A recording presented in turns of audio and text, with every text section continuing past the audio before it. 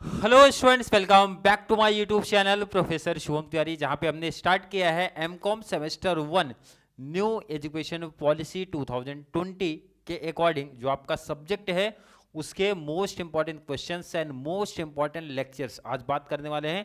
I think जितने भी बच्चे, पहले तो मैं वो बता दूं, जितने भी बच्चे चैनल के साथ कनेक्ट हैं, मैंने ऑलरेडी डायरेक्ट टैक्स का सिलेबस एंड पेपर पैटर्न के वीडियो बना दिया है, जहां से आपको एक कंप्लीट बेनिफिट मिलेगा। कितने सिलेबस है, मीन्स क्या क्या सिलेबस है, कौन सा चैप्टर्स करना इंपॉर्टेंट है बच्चा, और कौन से चैप्टर्स को ऑप्शन में रखा जा सकता है। क्लियर है? आज बात करने वाले हैं MCom sem 1 new education policy 2020 24 का पेपर है direct tax. And direct tax में जो पहला ही क्वेश्चन है, क्वेश्चन नंबर 1 बी में ये क्वेश्चन पूछा गया है 24 में भी एंड 25 में भी। मुझे लगता है इस टॉपिक, ये जो टॉपिक मैं स्टार्ट कर रहा हूं, इसके लिए 2 प्रीवियस ईयर का सम इनफ है कॉन्सेप्ट क्लियर करने के लिए। बट मेरा सजेशन है हर एक बच्चा वीडियो स्टार्टिंग टू एंड तक देखेगा, ताकि हर एक कॉन्सेप्ट बेटर तरीके से क्लियर हो जाए। अगर 2 कॉन्सेप्ट में, वैसे मेरा ट्राई रहेगा बच्चा 2 क्लास बहुत इनफ है ये पूरा 100% टॉपिक कवर कराने के लिए, क्योंकि बेसिक टू प्रैक्टिकल सम करा के देने वाला हूं। क्लियर है? टॉपिक का नाम है स्कोप ऑफ टोटल इनकम। पूछा कहां पे जाएगा बच्चा? क्वेश्चन नंबर 1 बी में। अभी तक 24 एंड 25 के पेपर में पूछा गया है। रेसिडेंशियल स्टेटस के ऑप्शन में बना है, मतलब रेसिडेंशियल स्टेटस हमारा 1A में आता है और ये 1B में आता है। अगर कोई बच्चा टैक्स का सबसे इजी टॉपिक ढूंढ रहा है तो वो डायरेक्ट टैक्स का सबसे इजी एंड सबसे स्कोरिंग जो टॉपिक है 14 मार्क्स का आता है बच्चा। 14 आउट ऑफ 14 हर एक बच्चे को मिल जाएगा अगर ये 2 क्लास परफेक्ट बेटर तरीके से बच्चा देखता है तो चलिए स्टार्ट करते हैं आज की क्लास।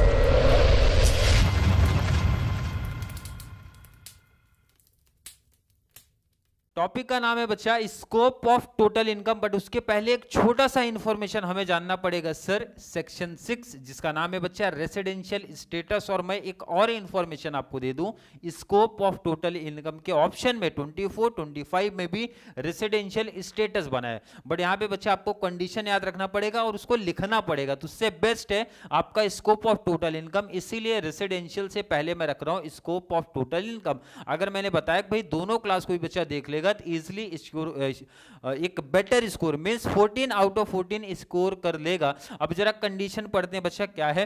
रेसिडेंशियल स्टेटस को आप इग्नोर कर दो, अभी आप इसको इग्नोर कर दो, बहुत डिटेल नहीं पढ़ना, बस आपको जानना है सर इंडिया में जो भी इनकम टैक्स चार्ज होता है on the basis of residential status. अब ये क्या होता है सर बच्चा, ये रेसिडेंशियल स्टेटस किसी भी पर्सन का चार्ज, किसी भी पर्सन का फाइंड आउट किया जाता है, जो कि हमें दिया है सेक्शन नंबर 2 सब सेक्शन 77 में। अभी बस आपको क्या ध्यान रखना वो जरा सुनो, इसके आगे वाला जो पार्ट है, कोई भी पर्सन का जब हम लोग रेसिडेंशियल स्टेटस निकालते हैं तो 3 कंडीशन पॉसिबल हो सकती है। पहला तो बच्चा वो बंदा रेसिडेंट हो सकता है। क्या हो सकता है बच्चा? रेसिडेंट हो सकता है। और अगर वो रेसिडेंट है तो उसके अंदर भी कंडीशन आता है बच्चा resident and ordinary resident. Resident and ordinary resident पहली कंडीशन है। Resident but not ordinary resident second condition है। थर्ड हमारा नॉन रेसिडेंट का कॉन्सेप्ट है। आपको रेक्टिफिकेशन ये वर्ड नहीं करना है, एग्जाम में खुद वो क्वेश्चन बताएगा कि कौन सा बच्चा रेसिडेंट एंड ऑर्डिनरी रेसिडेंट है, कौन सा resident but not ordinary resident है एंड कौन सा नॉन रेसिडेंट है। मतलब शॉर्ट फॉर्म में लिखा है resident and ordinary resident, resident but not ordinary resident and non resident का कॉन्सेप्ट है। अपने को करना क्या है इस टॉपिक में, इस प्रैक्टिकल में, स्कोप ऑफ टोटल इनकम में यही बताना रहेगा। अपने को ये तीनों नाम दिया रहेगा, सिर्फ बताना है अपने को, इनकम दिया रहेगा और बताना रहेगा बच्चा वो पर्टिकुलर इनकम किस केस में टैक्सेबल होगी। मतलब फर्स्ट केस में टैक्सेबल है कि सेकंड में है कि थर्ड में है कि तीनों में है या फिर 2 में है। मतलब इन शॉर्ट तीनों में यही अपने को पहचान पता करना है। और अगर हमें पहचान पता करना, सिंपल सा अपने वर्डिंग में नोट से जरा सुन लो समझ लो। अब ये बना लेना अपने वर्डिंग में, अपने वर्डिंग में मैं बता रहा हूं। पहला कंडीशन क्या था बच्चा? RNOR। सेकंड कंडीशन क्या था? RNOR। लास्ट में क्या था बच्चा? एनआर, 3 कंडीशन था। सिर्फ अपने को ये बताना है बच्चा कौन सा इनकम किस केस में टैक्सेबल है। अब जरा ध्यान से सिंपल सा क्वेश्चन सुन लो, समझ लो। पहला तो ये हो सकता है बच्चा कि आप जो इनकम जनरेट किए हो वो इंडिया में किए हो, तो ऐसा नोट अपने वर्डिंग में लिखने का, इसको अपने वर्डिंग में बच्चा लिखो। सेकंड ये केस पॉसिबल है बच्चा कि जो भी आपका इनकम जनरेट हुआ है वो आउटसाइड इंडिया हो सकता है। दो ही केस पॉसिबल है, ध्यान से अच्छे से सुनना, इसी में पूरा कॉन्सेप्ट ही टॉपिक का मैं कवर करा दूंगा। मैंने बोला या तो पॉसिबल है सर मैं जो मेरी इनकम हो रही है या तो मैं इधर कमा रहा हूं, मतलब इनकम अपनी जनरेट कर रहा हूं, या फिर बाहर कमा रहा हूं बाहर से लेकिन रिसीव इधर कर रहा हूं। मतलब दो केस है, या तो मैं, पहली कंडीशन बोला बच्चा, या तो मैं इंडिया में अपना इनकम अर्न कर रहा हूं। सेकंड मैंने बोला या फिर मैं इंडिया में अपनी इनकम रिसीव कर रहा हूं। अब ध्यान से सुन लो, समझ लो। पहला केस है इंडिया में कमा रहा हूं, इंडिया में ही रिसीव कर रहा हूं, पहली केस। सेकंड केस है सर कमा तो बाहर रहा हूं बट रिसीव इंडिया में कर रहा हूं, दो केस पॉसिबल है। तीसरा ये पॉसिबल है सर इंडिया में कमा रहा हूं लेकिन रिसीव बाहर कर रहा हूं, तीन केस पॉसिबल है, इसके बाहर कुछ नहीं पॉसिबल है। मैंने फिर से क्या बताया सुन लो, मैं इंडिया में कमा रहा हूं, इंडिया में रिसीव कर रहा हूं, पहली कंडीशन। सेकंड मैं बोल रहा हूं भाई इंडिया में कमा रहा हूं लेकिन रिसीव बाहर कर रहा हूं, सेकंड कंडीशन। थर्ड कंडीशन कमा बाहर रहा हूं लेकिन रिसीव इंडिया में कर रहा हूं। जब भी इंडिया वर्ड आ गया, ऐसा आपको ध्यान में रख लेना बच्चे, जब भी इंडिया में आप रिसीव कर रहे हो या फिर कमा रहे हो, उस केस में ऐसा टिक करने का बच्चे तीनों में टैक्सेबल है। क्या लिखा बच्चा पार्टी, तीनों में टैक्सेबल है। लाइन सुन लो, समझ लो क्या बोला है। मैंने बोला अगर आपने इंडिया में कोई इनकम जनरेट किया, रिसीव कहीं भी कर लो, दुनिया के किसी कोने में कर लो, तीनों केस में टैक्सेबल हो आप, पहली कंडीशन। सेकंड बोलो कमाओ चाहे इंडिया में या फिर आउटसाइड इंडिया, अगर रिसीव इंडिया के अंदर की हो बच्चा, तीनों केस में टैक्सेबल, बात खत्म होगी। सिंपल सी लाइन थी, यही ध्यान में रख लेना। अब जरा आउटसाइड की बात करो। अब आउटसाइड का मतलब होता है सर मेरा बिजनेस बाहर है, कमा बाहर रहा हूं, रिसीव इंडिया में कर रहा हूं, तो ये तो ऑलरेडी यहां पे कवर हो चुका है, मैं यहां पे कवर करा चुका हूं कि आपने इंडिया में रिसीव किया, ये तो टॉपिक इधर हो गया। अब जरा इसके आगे इंपॉर्टेंट लाइन सुनना, इसमें दो केस पॉसिबल हो सकता है। कौन सा केस, अब जरा ध्यान से सुनना। बिजनेस तो बाहर है, मतलब बिजनेस सर हमारा बिजनेस नहीं, आप इसको डायरेक्टली ऐसा लिखो, इनकम लिखो।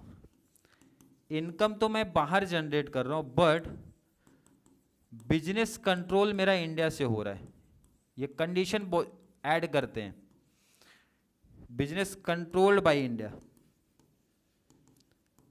क्लियर है, मतलब मेरा बिजनेस बाहर है लेकिन उसका कंट्रोल मैं इंडिया में बैठ के कर रहा हूं। मोस्ट इंपॉर्टेंट है, इस टाइप का एक कंडीशन जरूर ऐड करते हैं क्योंकि बच्चे यहां पे मिस्टेक कर जाते हैं, तो उस केस में ध्यान रखना, जहां भी बच्चा याद रख लो कंट्रोल वर्ड आया, कंट्रोल्ड फ्रॉम इंडिया, ध्यान रखना, ये भी नहीं बाहर से, कंट्रोल्ड फ्रॉम इंडिया वर्ड आया, वो उस केस में याद रखना पहले स्टार्टिंग के दो में टैक्सेबल है, थर्ड में नहीं है। याद रख लेना एनआर में नहीं है, किस में नहीं है, जहां पे सर कंट्रोल्ड फ्रॉम इंडिया आया, सेटअप फ्रॉम इंडिया है। कोई बिजनेस है, कोई बिजनेस है जिसका कंट्रोल मैं इंडिया से कर रहा हूं लेकिन बिजनेस बाहर है, तो उस केस में पहले दो में टैक्सेबल होगा, थर्ड में टैक्सेबल नहीं होगा, इसे याद रख लेने का।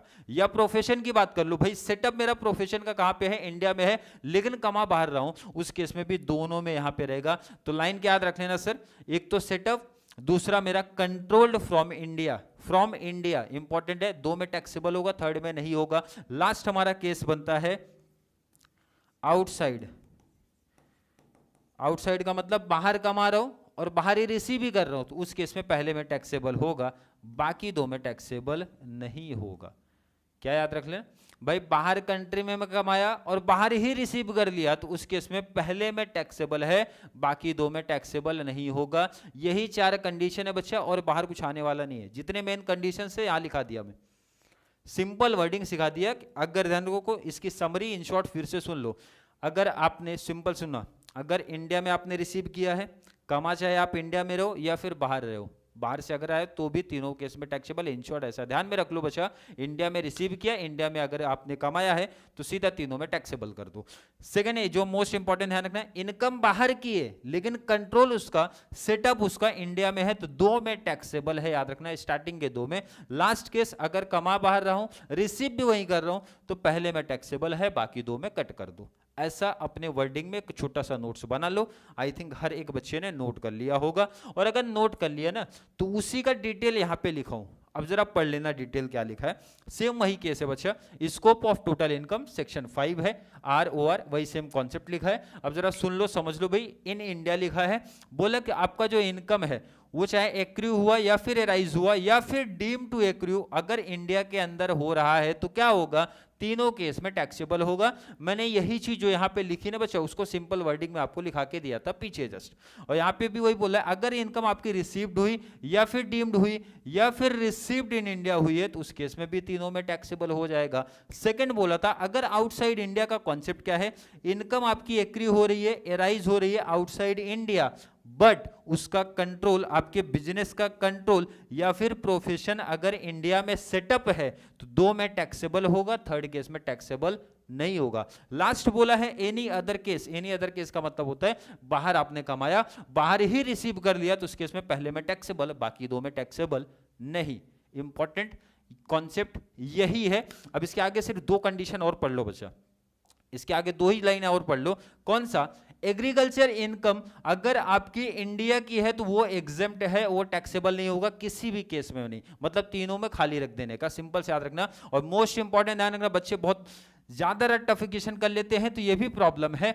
एग्रीकल्चर इनकम जो ना इंडिया की एग्जेम्प्ट है, बाहर की एग्जेम्प्ट नहीं है, ध्यान रखना, इंडिया की एग्जेम्प्ट है सेक्शन 10(10)(a) के अकॉर्डिंग, याद रखना। अगर सेक्शन नहीं याद रखोगे तो भी चलेगा, बट ध्यान रखना इंडिया की ही एग्रीकल्चर इनकम एग्जेम्प्ट है, बाहर का एग्जेम्प्ट नहीं है। क्योंकि क्वेश्चन में ऐसा वो लोग बोलते हैं श्रीलंका की एग्रीकल्चर इनकम, सिंगापुर की एग्रीकल्चर इनकम, तो वहां पे ध्यान रखना वो टैक्सेबल नहीं चलेगा, सिर्फ इंडिया की एग्जेम्प्ट रहेगी, ध्यान रखना वो टैक्सेबल होगा। लास्ट इंपॉर्टेंट ये कंडीशन, ये दो में से ना 100% आपके एग्जाम में एक कंडीशन रहेगा, हमेशा बता रहा हूं, हमेशा ये जो आपका पेपर होने वाला है उसमें भी रहेगा, दो में से एक 100% रहेगा। ये मेंशन होता है बच्चा, any past non taxable income, मतलब कोई पुराना पास्ट का नॉन टैक्सेबल इनकम है या फिर प्रॉफिट है जो इंडिया लेके आए हैं तो नॉन टैक्सेबल होगा। लाइन क्लियर बताएगा भाई, any past non taxable income या फिर प्रॉफिट है जो इंडिया लेके आई गई है, नॉट टैक्सेबल नहीं रहेगा, मतलब तीनों में खाली रख देना। कौन सा, दो चीजें सर ऐसी हैं जो किसी भी केस में टैक्सेबल नहीं है, इसका मतलब करना कैसे सर, तीनों में खाली रख दो, तीनों में से किसी भी केस में टैक्सेबल नहीं रहेगा। कौन सा, ये दो लाइन याद रख लो, दो में से एक हमेशा आपके पेपर में पूछा जाएगा। अब देखते हैं 24 में क्या क्या कंडीशंस पूछी गई हैं। अगर आपको कंडीशन याद है तो इजीली ये 14 मार्क्स आपको मिल जाएगा। क्वेश्चन पढ़ते हैं बच्चा जरा, यहाँ पे मिस्टर किशोर डिटेल्स दे के रखा है, यहां पे खुद बोल रहा है भाई कंप्यूट कर दो gross total income of the assessment year. Assessment year क्या दिया, याद रखना इंपॉर्टेंट है, 25-26। अज्यूमिंग दैट ही इज, तीनों कंडीशन देखो दिया है, resident and ordinary resident, resident but not ordinary resident and non resident का कॉन्सेप्ट है। और ये ऐसा क्वेश्चन दिया है, क्वेश्चन में हमेशा आपको ऐसा कंडीशन देगा, 7 से लेकर 10 कंडीशन तक दे सकते हैं, इंपॉर्टेंट है ध्यान रखना ऐसा कंडीशन। और इधर अपने को अमाउंट दिया होगा। ये तो हो गया क्वेश्चन, आपको समझ गया सर, इसकी पहचान इजी है, क्लियर बताएंगे भाई, हमें आप क्लासिफाई कर दो। असेसमेंट ईयर एक दिया रहेगा और इस टाइप के 4 से 5, 6, 7, 8 कंडीशन, 10 कंडीशन तक मैक्सिमम हो सकते हैं। अब इसको सॉल्व कैसे करना जरा वो देखो। पहले तो बच्चा ऐसा टेबल बना लेने का, क्या बनाना है, ऐसा टेबल बना लेना है जो ये कंडीशन लिखी गई है। अब आपको समझ में आ गया होगा कहां से लिखा गया, 1 2 3 4 5 6 7 8 कहां से लिखा, देखो ना, एग्जैक्ट कॉपी पेस्ट, मतलब यहीं से उठा के वहां लिख दो, यहां से उठा के ना कुछ चेंज नहीं करना बच्चा, एक एक वर्ड मैच कर लेना, वही कॉपी किया गया है। और ये 3 टेबल बनाना है। अब 3 टेबल में से डिसाइड करना भाई किस में अमाउंट आएगा किस में नहीं आएगा। अब जरा कंडीशन पढ़ते हैं बच्चा, past untaxed profit, past untaxed profit, अभी जस्ट पढ़ के आए हो, कंडीशन आपको फिर से दिखा देता हूं मैं। Past untaxed profit, past untaxed profit क्या है बच्चा, नॉन टैक्सेबल। नॉन टैक्सेबल का मतलब क्या बताया था मैंने, किसी भी कॉलम में मत लिखो, मतलब यहां पे बच्चा खाली ऐसा लिखने का, ऐसा इधर खाली, ये इधर खाली।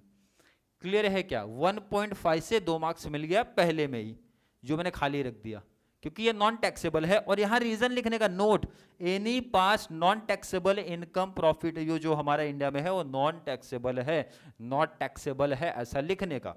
अब जरा लाइन पढ़ो भाई, इनकम फ्रॉम एग्रीकल्चर। अब एग्रीकल्चर देखते हैं बहुत सारे बच्चे एग्जाम्प्ट कर देते, नहीं बच्चा आगे पढ़ो तो भाई कहां का है सर, सिंगापुर। इंडिया का एग्जम्प्ट है, बाहर का नहीं एग्जम्प्ट है, ये तो बाहर का हो गया। तो बाहर वाले केस में कहां पे बताया था, सिर्फ पहले में टैक्सेबल रहेगा, बाकी में नहीं है, मतलब बाकी दो में खाली रख दो, पहले में टैक्सेबल।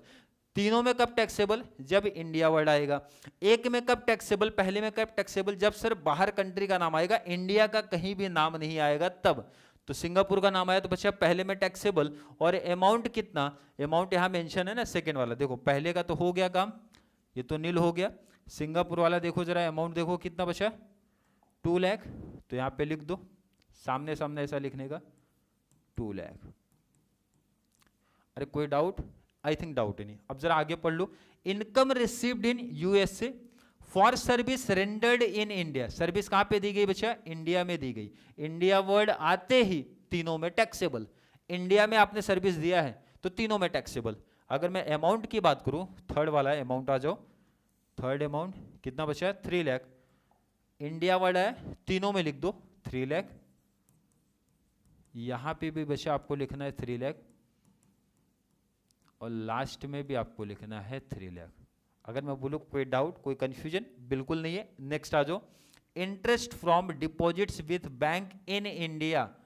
इंडिया वर्ड आते ही सोचना नहीं है, तीनों में टैक्सेबल कर दो आंख बंद करके। अमाउंट कितना, आगे आ जाते हैं, 1 लाख। तो यहां पे लिखना स्टार्ट करो बच्चा, 1 लाख, 1 लाख और 1 लाख।